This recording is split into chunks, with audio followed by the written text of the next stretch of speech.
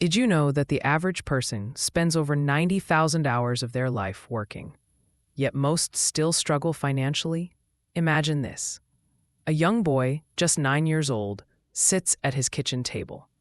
His real father, a highly educated man with a PhD, is pacing the room, muttering about bills and job security. Across town, that same boy is listening to another man, his best friend's father, who never finished 8th grade, but owns multiple businesses and seems to have money flowing effortlessly toward him. These two men become the voices in his head for life. One says, "Go to school, get good grades, and get a safe job." The other whispers, "Don't work for money, make money work for you." Hello, I am Bharat, and welcome to Audiofybooks, where you will find excellent audio summaries of books in a very easy and interesting way. If you want to learn from new books, do subscribe to the channel. Let's get started with today's book. This is Rich Dad, Poor Dad by Robert Kiyosaki, a book that didn't just teach about money, but completely flipped the way we think about it. Robert grew up in Hawaii in a middle-class family. His real dad, the poor dad, was a schoolteacher, smart, respectable, a believer in education. But he always struggled with money. His second father, the rich dad, was the father of his childhood best friend Mike. He had little formal education, but he understood wealth. He owned businesses, he built assets, and he taught young Robert how money really works. That duality, those two voices, shaped Robert's view of the world. He began to see that most people are trapped in what he calls the rat race. You know, that exhausting cycle of working to earn money, using that money to pay bills, and repeating it until retirement or death. Poor Dad was stuck in it. He believed in job security, pensions, and slowly climbing the ladder. Rich Dad. He built the ladder and sold it. Robert learned his first big lesson when he asked Rich Dad how to get rich. Rich Dad didn't hand him money or tips. Instead, he put Robert and Mike to work at one of his stores for 10 cents an hour. A laughably low wage, even back then.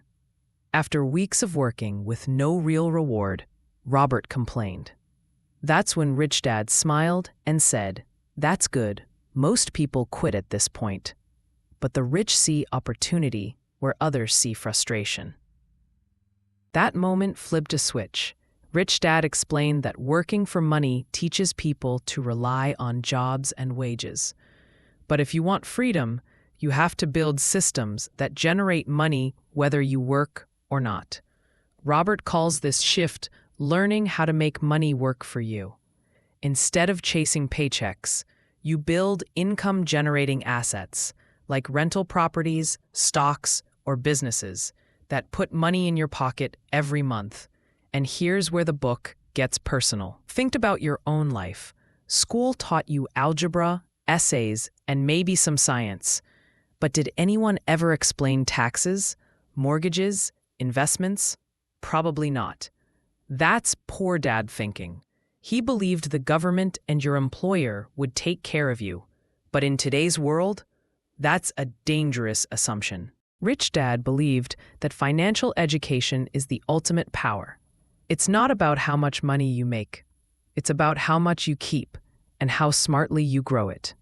One of the most eye-opening concepts in the book is the difference between assets and liabilities. Sounds technical, right? But Robert breaks it down simply. An asset puts money into your pocket. A liability takes money out. Most people think their house is an asset. But if your house is eating up your salary through a mortgage, property taxes, repairs, and it's not generating income, that's a liability. Meanwhile, a small apartment you rent out to someone else, that's an asset. It earns for you while you sleep. This way of thinking changes everything. Suddenly, you start questioning your purchases. Is that new car helping you earn more, or is it just another monthly expense? Are your credit card purchases making you money, or just building someone else's wealth? Robert also stresses there's this moment in the book where Robert explains how the fear of being broke leads people to chase promotions, work longer hours, and accept soul-sucking jobs because they think safety lies in a paycheck. But Rich Dad taught him, the moment you need a paycheck, you're no longer free. Now that's a line that sticks with you. Robert also dives deep into the power of taxes, how the rich legally avoid them, while the poor and middle class carry the burden. Rich Dad taught him early on that owning a business means you can deduct expenses and reinvest pre-tax dollars. Employees earn, then get taxed. Business owners earn, reinvest, then get taxed. Huge difference. And it's not about cheating the system. It's about understanding the rules of the game. One of the most fascinating parts is when Robert talks about the importance of building your financial IQ. He says it's like going to the gym. You don't start with heavy weights. You begin small, learn, make mistakes, and grow stronger over time.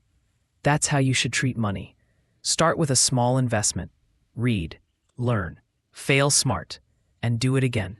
He also urges readers to start young. The earlier you understand money, the more time you have to build wealth. But he also reassures those who feel late to the game. It's never too late to start. Throughout the book, Robert drops golden lines like, winners are not afraid of losing, but losers are. And that mindset, seeing failure as feedback, not defeat, is a cornerstone of the Rich Dad philosophy. He reminds us, schools reward students for having the right answers. But in the real world, it's about how well you handle the wrong ones. In one emotional section, Robert recalls how his real dad lost his job late in life. With no savings, no assets, and full belief in the system that let him down, he felt betrayed. That's when Robert knew love alone isn't enough. You can love your family, but if you don't learn about money, you can't provide for them when it matters. That's the core of Rich Dad, Poor Dad. It's not just about becoming rich. It's about becoming free. Free to live on your terms. Free to spend time with family. Free to wake up without dreading the day. Robert doesn't promise overnight riches. In fact, he warns against that mindset. But he does promise clarity. Once you learn how money flows, you can direct it. By the end of the book, you feel like you've had two dads yourself.